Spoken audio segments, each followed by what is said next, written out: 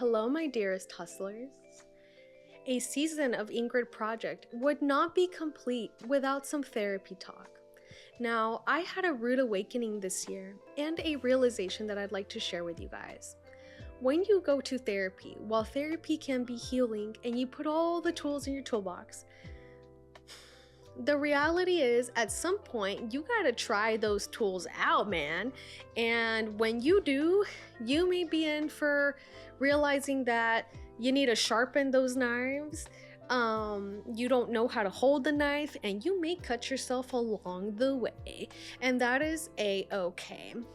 The reason that I wanted to talk about this is because I realized this year in different relationships in my life with family, significant others, and friendships that even though I had finally added so many tools to my toolbox, it was just my first time being able to put the theory into practice, and I struggled, and that's okay.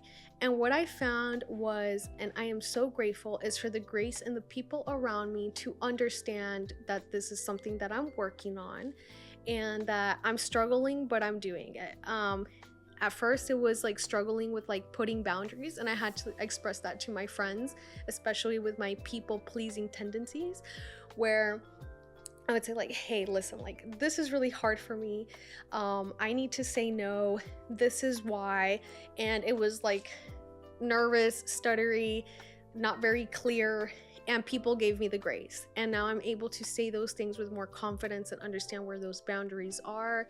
And I will even go as far as to say that with relationships also, a lot of times, like, don't get me wrong, before you get into a relationship, please go heal. Take your time of solitude. Don't be out here thirsting. Don't fall into the thirst traps.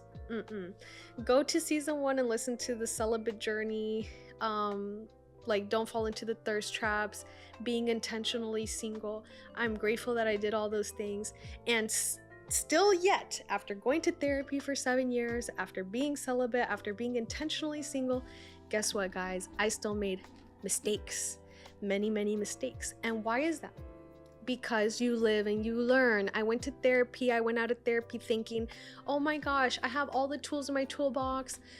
When I meet somebody, it's all gonna be roses and dandelions. And boy, was I sorely mistaken, because I had added tools to the toolbox. I had had a chance to use some of them, but not all of them. And it was about being like finding someone that could one, give me the grace, two, that I could actually put those tools to action, and also being with someone who can like understand and evolve with you.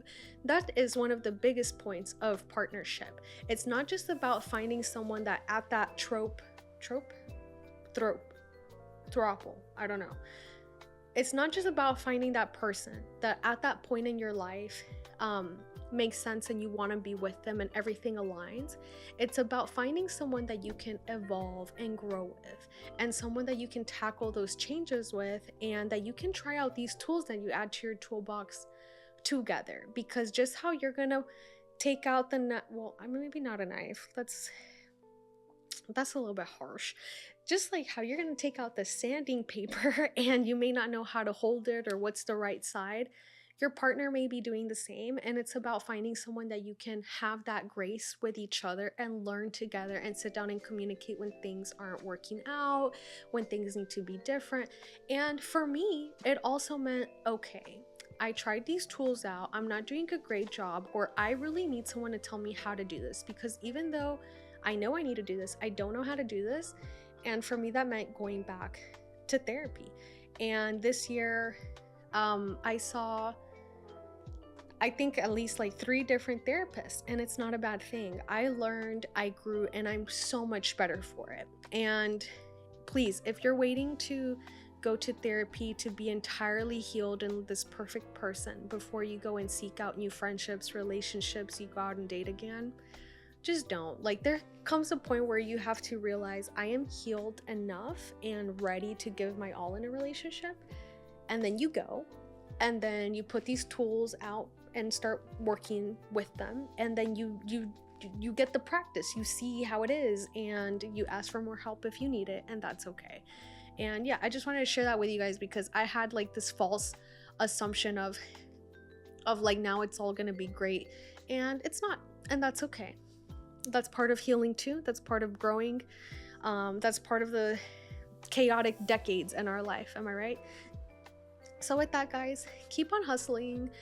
Go to therapy. Make sure, like, when you do your HS, like your coverages and things, like, yeah, get some therapy.